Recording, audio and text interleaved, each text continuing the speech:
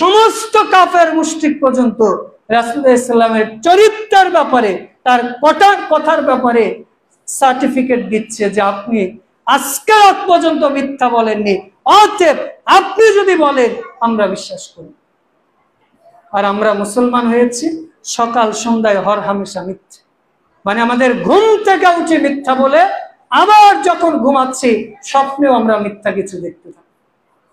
কারণ আমি ফোন দিয়েছে আমাকে, আমি দোকানদার, বলছে এই মালটা আপনার দোকানে আছে, অথচ ওই দোকানটা আমার, মানে ওই মালটা আমার দোকানে অ্যাভেলেবেল নেই। আমি বলছি হ্যাঁ ভাই অ্যাভেলেবেল আছে, যে মিথ্যা বল। আবার সকালবেলা ফোন দিয়েছে যে ভাই আমি সকাল 10টায় আসবো, দোকানে আসছেন, বলছে যে হ্যাঁ মাল আছে, অথচ ওর দোকানে এখনো মালপত্র নিয়ে আসে। অনেকে আছে, বিশেষ করে ব্যবসায়ীদের একটা মাসআলা, আমরা অনেক সময় কি করি যে মানুষের কাছ থেকে টাকা নিই, কিন্তু ওই পণ্যটা আমার কাছে নেই, আমার হস্তগত নেই, আমি ওইটা বিক্রি করে দিচ্ছি। এটা জায়েজ না।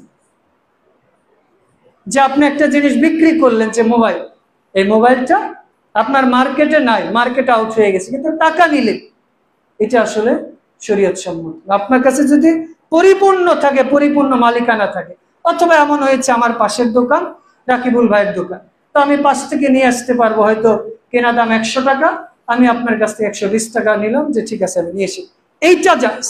কিন্তু আমরা এই যে অনলাইনে অনেকে ব্যবসার নামে ধোঁকাবাজি করি, এটা জায়েজ।